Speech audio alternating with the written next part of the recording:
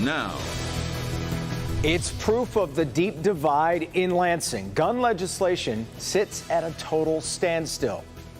To see where Michigan stands on guns, you only need to look as far as Lansing. In the past year, 24 bills have been proposed, ranging on everything from gun storage to background checks. None of them have passed. Grant Herms is live tonight. And Grant, it is clear this is a deeply partisan issue.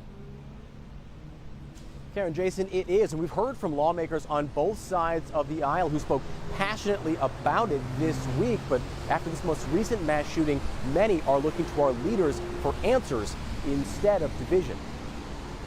In the wake of Oxford and now Uvalde, Texas, Michigan's lawmakers at a standstill over any changes to Michigan's gun laws. Since 2021, 24 bills have been put up in either the state Senate or state House to beat back gun violence. None of them have passed. 8 were part of a package of bills to give resources for safe gun storage and tougher laws against unsafe storage. 6 would have created guidelines for universal background checks. 4 would have made for better protections for domestic violence victims. 4 would have imposed limits on magazine capacity and would have required owners of high-capacity magazines to register their stockpiles.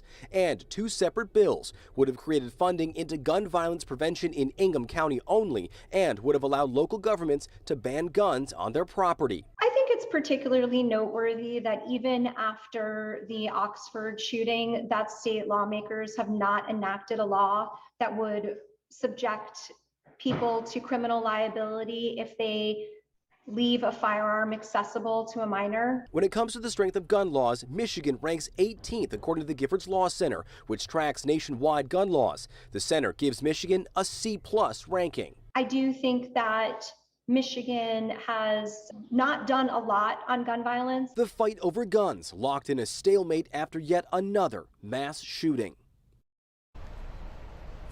And we've done stories about this before, including and specifically the fact that Michigan doesn't even do the bare minimum when it comes to keeping kids safe from gun violence. We've got a link to that story up right now. Click on Detroit.com. It'll also be linked in this story when you go find it.